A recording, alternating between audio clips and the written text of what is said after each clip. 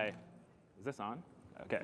I'm Kris Graft. I'm editor-in-chief of Gamasutra. We are a website about game development.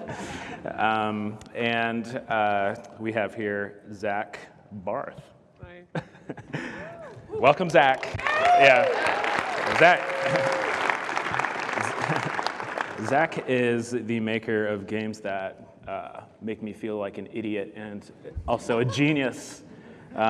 These games include, just in case no one knows, you just showed up randomly to this talk at 5:30 on Monday, Space Chem, TIS 100, Infinifactory, Ironclad Tactics, these aren't all of them either, Opus, Magnum, Infiniminer, Shenzhen.io, which is up for the IGF Excellence in Design this year.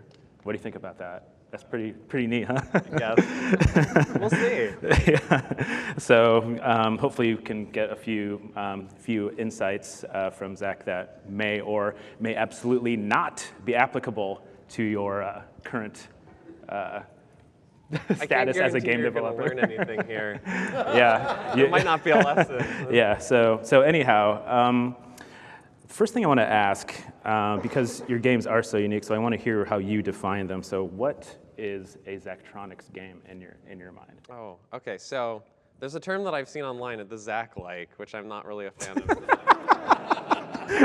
You can't say that you like that when it's, So the term I like to use is Zachtronics style puzzle game. So. Well, notably, like Ironclad Tactics is a game by Zachtronics that does not fit that really, and like from like a marketing standpoint, like all of our other games and then Ironclad Tactics, it did not sell very well. So, but the rest of our puzzle games have done, they're sort of like in the same magnitude as each other. Probably the biggest thing that defines them is their open-endedness, right? Like even the word puzzle game is really useless because there's so many different kinds of games that fall into the bucket of puzzle games. So our puzzle games, things they have in common is they're usually about like an engineering topic. We give you a set of tools, and then with those tools, we give you a set of challenges that are created. I don't know what defines an open-ended challenge other than that there's a lot of different solutions that you can build to these challenges. So I guess by definition, they're open-ended. Yeah, and an interesting description I heard you actually say, they're like about optimization. Yeah, well that's like as like a second order thing. Like you can play a Zachtronics game and never worry about optimizing, but they facilitate optimization because there's so many different puzzles. Like a puzzle game with one solution, there's just one solution. So if you get there, you're done. That's literally all there is. If a puzzle has like 1,000 solutions, maybe you can come up with criteria where some of them are better than others. And if you can create criteria that make some solutions better than others, now you have an optimization game and people can try to like go from a bad solution to a better solution instead of merely getting the solution. Yeah. So that in practice, optimization is a large part of it for a lot of people. Yeah. We recently added something called Hermit Mode to Opus Magnum. 1% of our players turn on Hermit Mode, which is where it shuts off all the histograms and leaderboards.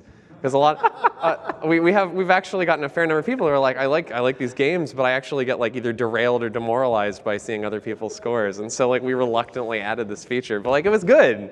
There's 1% of people that are maybe actual hermits. Yeah, exactly. It's cool. Like you should be able to play the game that way if you want. Like I think that's fair. Yeah, it's worked out. Yeah, well that's very thoughtful of you to do that. So one of the games in your early career, and I want to talk about this, it's, of course, Infiniminer. And I would like to know what it was like making something like Infiniminer, coming up with that concept, and then seeing it totally explode and in the form of someone else's game. In a bank account that was not yours. Yeah. It was, one way to describe it maybe is that it was like a car crash in slow motion. Like over the course of like a bunch of years, just there's a lot of complex emotions that come with something like that. Like there's stuff I've talked about publicly, and then there's like I don't talk about all my feelings publicly. And let's talk about all the feelings you haven't made public yet. Oh, God. There's too many. So I don't really remember a lot of it super well because it's been years. It's been like I don't even know when Infiniminer came out, like 2009, right? Like it's been a long time. There's a lot of stuff. There's a lot of moments that I remember. I was a CA. and was working the IGF, that's the volunteers here. I was working the IGF Festival award ceremony when Notch was up and won every award or whatever. And I was sitting in the back just yelling at people who were trying to record it. Be like, turn off your camera, don't record this. Yeah. And just having to, like, I had to be back there watching it. And it's like, wow, that's like a weird thing. Like, it was weird and it was complicated and like, it's like my in the back with a bottle of wine, just like no, clapping. I wish, right? Like, no, not even. Just had to sit there and watch it. And there's just weird stuff. Like the time I was at Target with my wife, and there's like a whole rack of like Minecraft shit. Oh god. And it's just like, oh yeah, those are T-shirts for kids. Like. Yeah. Well, sorry I had to. No, it's okay. I mean, there's a lot of stuff there, right? And so now I'm totally okay with it, just because like it happens, right? And like as we can see, like it doesn't necessarily make your life better or make you happier to have a success like that. And like. Just that's not based on anything. That's no, I mean, happened. Okay, that sounds like I'm trying to be mean, but it's true, right? Like success, like we act like success is the goal, but like success is not everything. Like there's more to life than succeeding financially. It helps, I guess, but it's not going to help you make more money, unfortunately. Yeah, and that's why I brought it up, not just to like pick at the scab. Feels good sometimes. But the idea of success as in India, especially today, it's such a hard-fought thing to achieve, and you fight tooth and nail for something, and then you see, in that particular case, it snatched away in such a dramatic way. I don't know what my question was there. Yeah, that's okay. Yeah. There's not an answer either, so it's okay. You already gave a great answer, so yeah. So even though there was Infiniminer, you've managed to keep on making games, and how do you? What's your mindset? When maybe post Infiniminer even, you're just like, okay, I'm just going to keep on doing it, and you keep on doing it well, and you maintain productivity. So how do you get in that mindset, and how do you put it into practice? So notably, Infiniminer was a free game. I did not sell it. We didn't sell games back then. I just made it. And that, I mean, perhaps if it had been a couple years later when we were selling games, maybe it would have ended up differently. So Infiniminer comes out. It does its little thing. I was honestly more upset with Infiniminer that like I made this game that people liked it, but like it wasn't really good enough, and like people liked parts of it that I wasn't able to really capitalize on. And then like it was in C# and it was unobfuscated. So then like the source code, like I was publishing the source code without even realizing it basically. And like people were making like hacked versions of the clients that ran the way they wanted. And like I'm making games because I want to do something, like I want to exercise my vision creatively. And it turns out that when you're just kind of putting games out there in this weird amorphous way, like you're not in control necessarily. And so I made this game and I wasn't in control. I was really upset. I was like, fuck it, I'm going to stop making games. Am I allowed to use profanity in this? Fuck yeah. Yeah, okay. Yeah, so I actually, there's like a post if you go back on my old blog, it's like, I'm going to stop making games for a while. Sorry, guys. And it's like really like, what the hell? I don't know. I was in a weird state, I guess. But like a year later, I was like, man, I got to make some games, And that was when, after seeing games starting to be sold, I was like, we should make a game and sell it. And so I got some friends. Usually I just kind of would make games by myself and then like force a friend to play it. I don't mean to interrupt, but like just it's interesting hearing you go, you know what I might do? I might make a game and then have people give me money for it. No, it was crazy. I made my Flash games and people were like, you should put it on Congregate. You can get money for that. I'm just like, no, I don't want. I really wanted nothing to do with that. Yeah. And in retrospect, it's crazy. I'm like money hungry now, Like. Oh yeah. Yeah, I got it. What's that Space Chem money? Yeah, exactly. Well, yeah. Well, so we made Space Chem. I recruited some friends to help with it. Like I guess like Braid had come out at that point and like World of Goo, and it's like, okay, there's like a pattern here. We can make a game and sell it. Yeah. We applied to be on Steam. They rejected us. Imagine that, right? Yeah, seriously. I don't think you have that problem anymore, yeah. So we were like, to hell with it. Like, we'll make our own store and sell it ourselves. We made Space Chem. Everybody, it was all rev share, because back when you did that, I guess people still do that, but it was all rev share. I paid some dude $5,000, I think, to do all the art. That was the total cost. I'm like, if we're lucky, we'll make 10 grand off this game. And then like, the game comes out, like it starts picking up steam, Rock Paper Shotgun covers it, $100,000, $300,000. I said to myself, I was like, if we can make $100,000 in this game, I'm going to quit my job. I worked at Microsoft. I was not a fan. I'm going to quit my job and we're going to go indie or whatever. I guess we didn't call it that, but we're going to make games. And so we got to 100,000. I'm like, that's not enough actually to run a studio. I need more money than that. So I was like, if we get to 300,000, we're going to do it. And then we did. And then we're like, yeah, okay, we quit Microsoft and we started up the studio, and that was sort of how we made that transition. And I think from then on, it's just been every day, like, get up, make games. Yeah. And then you go to Target and you see Space Chem shirts, right? Yeah. Kids are wearing. You got to make your own, unfortunately. Yeah. Yeah, so I mean, it's interesting, and I think it's something that a lot of people in this room could probably relate to. Is there is, I don't know if it's exactly imposter syndrome or what, but just like, yeah, I don't want to sell this. No one's gonna buy it. Did you have that you had that in your head then? Just because there's no way that someone would give me money for this, or it just what? seemed crazy. Like, people weren't really buying indie games, and the ones that were like they stuck out for unclear reasons. Like, why Braid, right? Like, yeah, like just circumstances, right?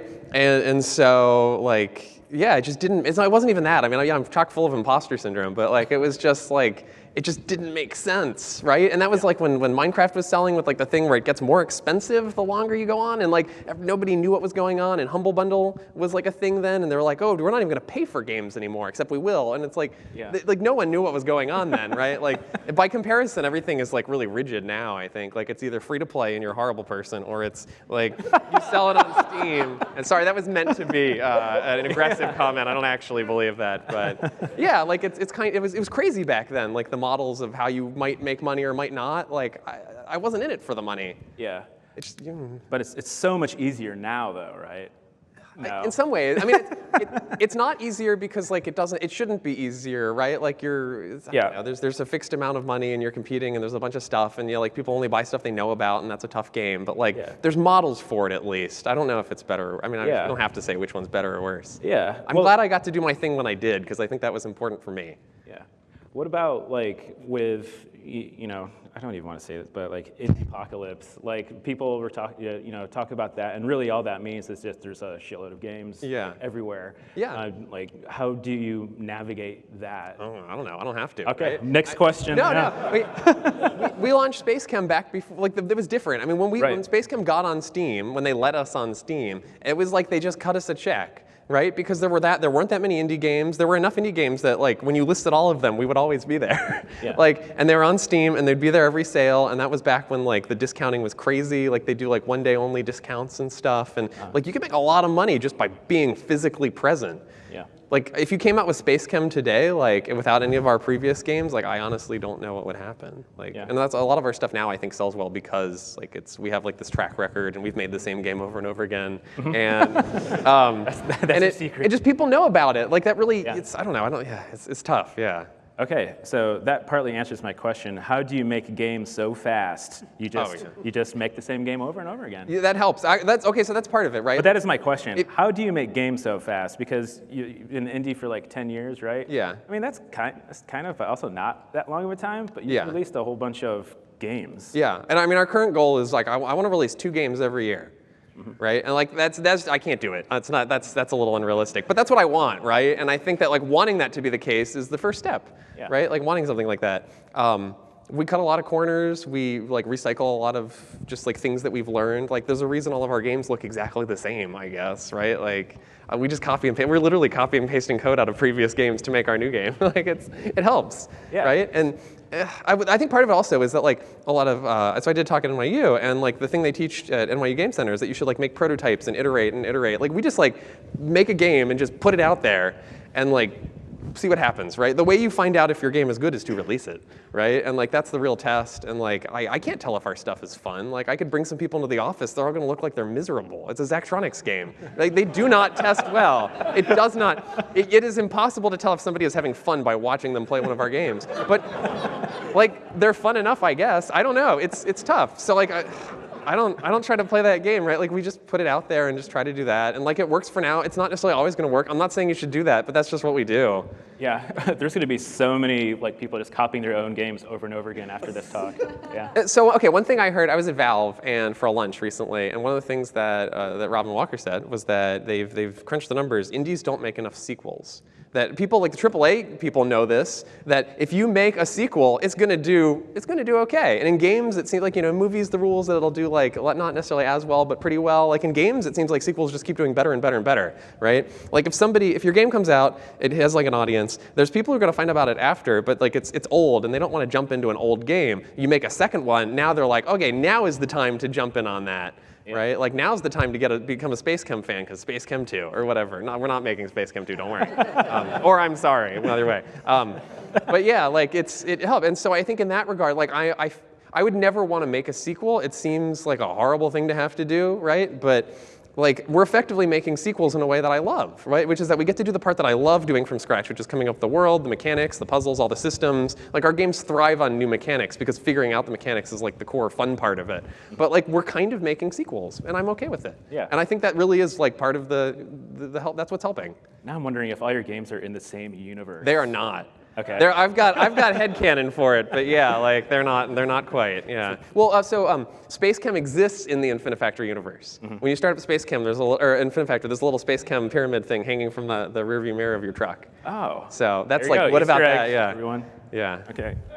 Yeah. So well, one other thing with the way you've been telling story in your games, and it's so much more narrative. It feels more cohesive as your games have gone on.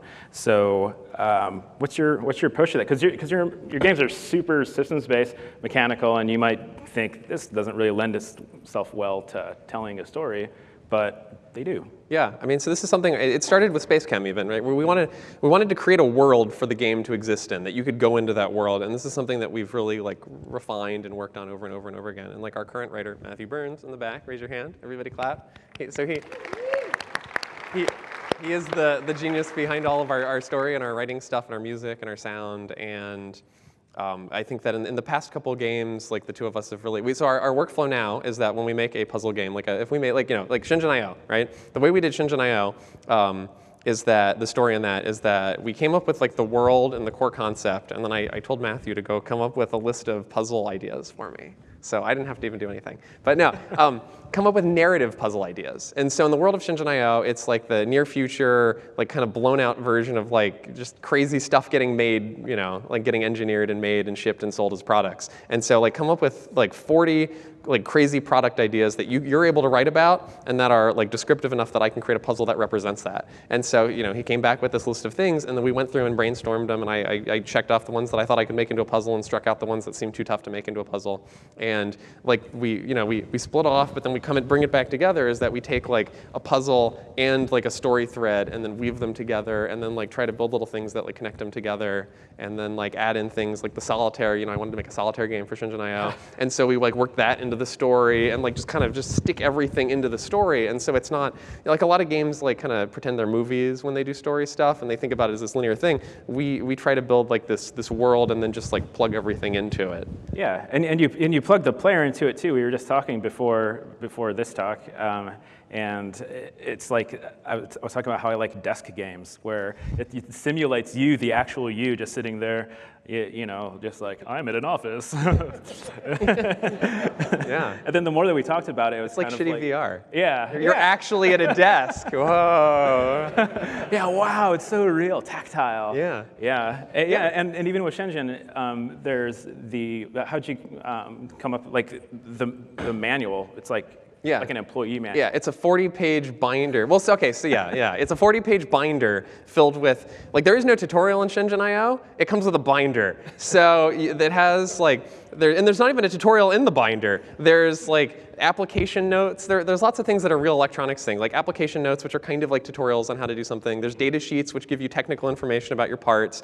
We've got like spec sheets, which are per puzzle things that tell you like, like the client comes to you and says, here's the information, we want you to build this thing. And so it's stuff like that. And so we compiled it all into this binder, but then like we had an actual writer write it. And so like it's this huge vehicle for us to tell story and create a sense of place.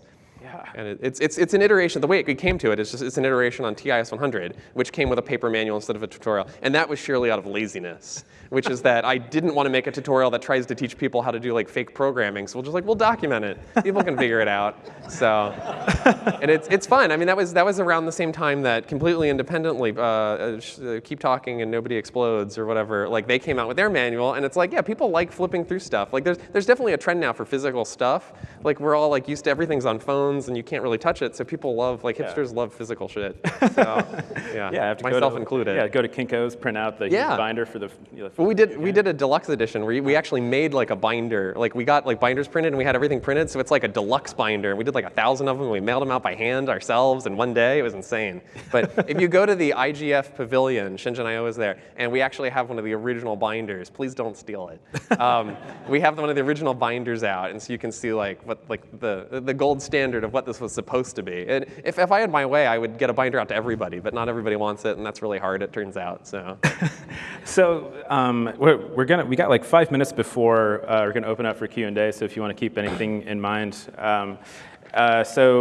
but we did talk on, or you had talked on the Gamasutra Twitch stream about intrinsic rewards and design, and the thing with your games is that it's so satisfying without feeling like gross. There's no like gotcha mechanics or anything like that. Well, we were joking that like, Zach Barth, why do you hate progression mechanics? Yeah. Are you, your rumor has it that you're anti all progression mechanics. So can you talk a little about the being rewarded as a player and enabling a player to feel that? Yeah. So the reason I know I never would have made Minecraft is that I would never make a game about punching trees.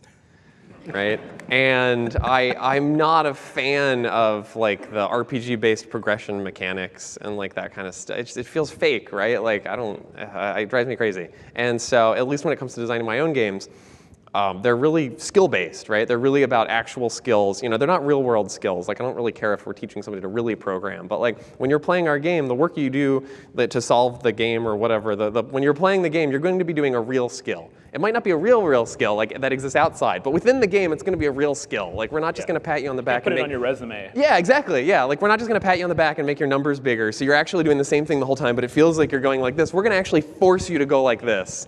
And like I can't imagine designing games that aren't like that, and I think that's a limitation of me personally. Yeah. Like if we could do that, I would be much more rich, right? Like that's where the money is games that make people feel like they're awesome, you know? But it's like I just demand it, that you just have to be awesome, sorry. And I think there's like an authenticity in it, and obviously like that's the strength of our games, and that's why we sell them, right? Is that like some people, it's like the Dark Souls thing, right? Regardless of whether Dark Souls is actually like something that's just patting you on the back and pretending that you're great, or it actually requires you to be great, like people. So there are enough people that feel that that's a thing they want, that we can keep doing what we're doing for now. Yeah, and talking about the people who you make games for, obviously you have some kind of magical formula where you can just really appeal to one specific niche audience who will buy your games over and over again, right? You're a marketing genius. I stumbled into something. So how much of your design and the games that you make are driven by what you know your fans like? None of it. I don't make games to please people. Mm-hmm. I think that's I'm not doing this for you guys, sorry. I'm doing it for myself. And so obviously that's a lie, right? Like I'm a designer and you have to think about who you're designing for. But like also like the thing that really motivates me is not the desire to please people. The thing that really deep down, like the little like the speck of dirt at the heart of the pearl is that like I have to get this stuff out there. Like I can see it and it has to become real. And that's really it. Yeah. And like you just have to bring it to fruition. Exactly. Yeah. You guys are just along for the ride. So yeah. Y'all been played. So, well, do you think that we should do some questions? Yeah, we can do questions. I've been told that we can run over slightly, so that was a mistake to tell me. But we have rules. We have ground rules. Oh God. Okay, I'll be the mean guy. Okay, so you can ask questions, but it has to be a question, and you really can't take like more than 5 seconds to ask the question. So get straight to the point. We're going to ask the question, and we'll get you an answer, and then we can do lots of Q&A. So all right, if that's okay. Can you please talk about the process for how you decide or how you go from these effectively programming things to making them actually fun, because nobody makes a game about making like coding in C. Yeah, okay, so question, how do we make programming fun? The answer is that we don't. We don't make something that's, well, that sounds bad. So it's debatable whether they're fun. This is the microphone, that's right, I don't have to lean in. So there's a reason we haven't made a game about programming in C, right? It's not fun. And so we design tool sets that strip away all the stuff that actually sucks about real life. Our version of electronics is like monopole, like weird electronics, you know? Like it makes it easier, it makes it more fun. Like we strip away the bad stuff. So you mentioned that the design of the world came before the design of the puzzles, at least in Shenzhen. Yes. When talking about specific mechanics, how does that play into the process? Do you think of the mechanics as part of the world, or is it more at the time of creating the puzzles? Question, where do the mechanics come from? Answer, the mechanics are probably the first thing, right? So when I say the world comes first, I'm also lying. The first thing that comes, is that in my head, I have to think of a mechanic that I'm like, man, I really want to see a game with that mechanic. And like that's where it comes from. So with Shenzhen IO, it was like, man, what if the TIS nodes, like in TIS 100, were actually things you can move around? Like that's the kernel of the idea. I don't know what the language is going to look like, because the language is like a reflection of the rest of the game. We have to build a language that allows you to build the things that like we want you to build from a story standpoint. So that comes later. But like there's that core idea, and that's a mechanical thing. Like I'm the creative director or whatever. Like I'm a mechanics focused person. It's probably obvious. So that's what comes first, like truly first. Thank you. What's next? Stuff. So when you're designing puzzles for your games, and I've particularly in mind Opus Magnum, to what extent, because there's a huge breadth that you can optimize in different ways for, when you are building those puzzles and designing them as the creator, to what extent, like how optimized are you going in the process of figuring out what that puzzle is when building it? So do we optimize our puzzles in advance? Or I mean, like when you build the puzzle, are you figuring out what are the maximally optimal ways and different? You just, I mean, that's the beauty of, so the way we make our puzzles, I've talked about this before, I just come up with something that looks solvable and interesting, and then we ship it, you know? And so, like, I am not the best player, I'm not optimizing it, like, does it look interesting? Cool. Secrets revealed. Do you ever play any of the user-generated levels on Steam Workshop? Oh, no, I'm not a fan, unfortunately. There's this guy called Notch that made a level for Shenzhen IO. I'm torn because like I love our players, obviously, because they're playing our crazy shit, so that's cool.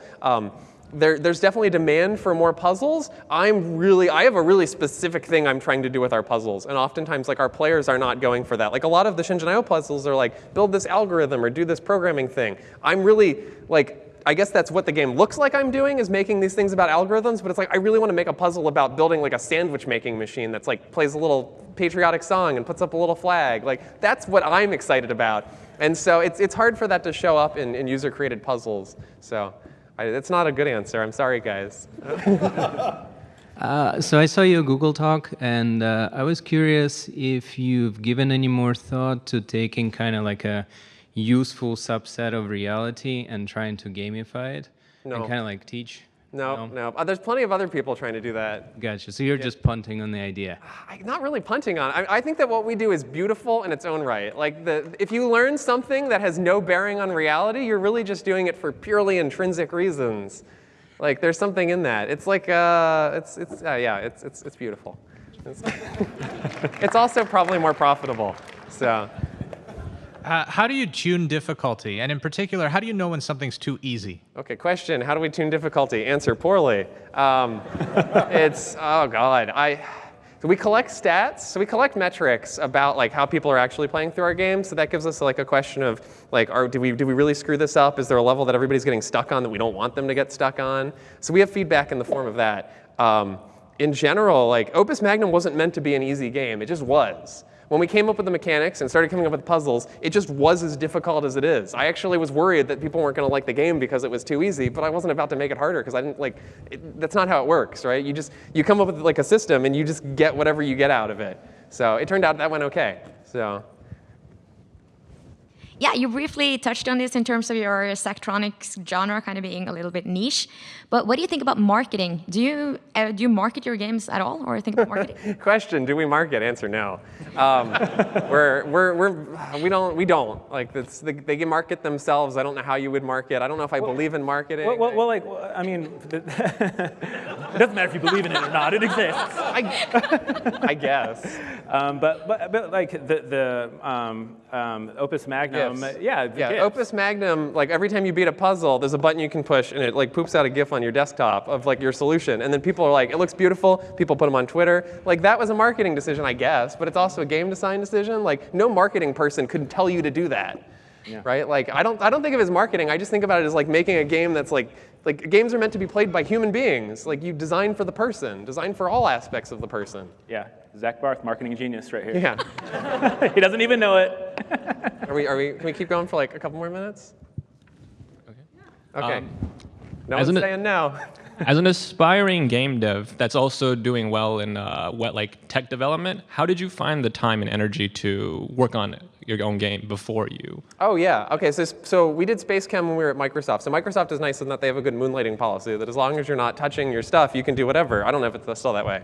Also not a lawyer, so I don't know. But at the time, it was legit, and I would go to work. I was on Office, which is like the opposite of exciting. But like one of the nice things about it is that there wasn't any crunch. And so I would go to work from 10 to 4, and then I would just kidding. I would go home, and then I would frantically work on Space Chem. And then like on the weekends, we would all get together at my house, much to my wife's chagrin, and we would all work on Space Chem. And we did that for a year, and then Space Chem was a thing. So like, you just do it if you want. Honestly, I think it's the best way. A lot of people, I guess not a lot of people, some people are like, I'm going to quit my job and make indie games. It's like, that is a bad idea. You're probably not going to succeed on your first one. We did it while staying at jobs, and it was amazing. Nobody risked anything. We had fun. We didn't feel like pressure to perform or like make money or anything. We just made this thing because we wanted to. But that was 10 years ago. Things are different. So you want to make games about real skills, but not real skills. How do you balance the level of abstraction of actual engineering problems? Oh, how do we balance the level of it? I mean, I don't think we come at it that way. Like, I don't try to take a real system and then like tune it until it becomes something that's playable. I just sort of imagine it as like, I've described it before as that like I'll read about something, but then I'll get lazy and not understand all of it. And so like, but that makes me think of like what my version of it is, and then I just make that happen. So it's a very creative process. And that's why I think it would be impossible. Like, I mean, we tried making educational games. It sucked because you can't do that. Like you're trying to actually port something real over as opposed to just having this like fantasy version of electronics. Hi. Could we get a Sigmar's Garden standalone game, maybe on mobile? Oh. Probably not. I don't know. We did Shenzhen Solitaire on iOS. Spoiler alert, did not sell many copies. We did on Steam, did not sell many copies. You probably already own Sigmar's Garden in the form of Opus Magnum. So that's the thing, right? So probably not. All right. The single tier. Yeah. All right. Not everything we do makes money, unfortunately. I think that's it. Did you have a nice time? Yeah, this All was right. fun. This was fun. Let's do this again next year. Yeah. Oh yeah. Yeah. One last thing. So I have some Opus Magnum iron-on patches. So if you've beaten the main campaign of Opus Magnum, you don't have to beat the final chapter with the production puzzles. But if you've seen the credits and beaten the game, you can come up and get one of these for free after this talk. I have a lot of these. I ordered way too many. So not that many people beat this game, it turns out. So yeah. Thanks, everybody. Yeah, thank you.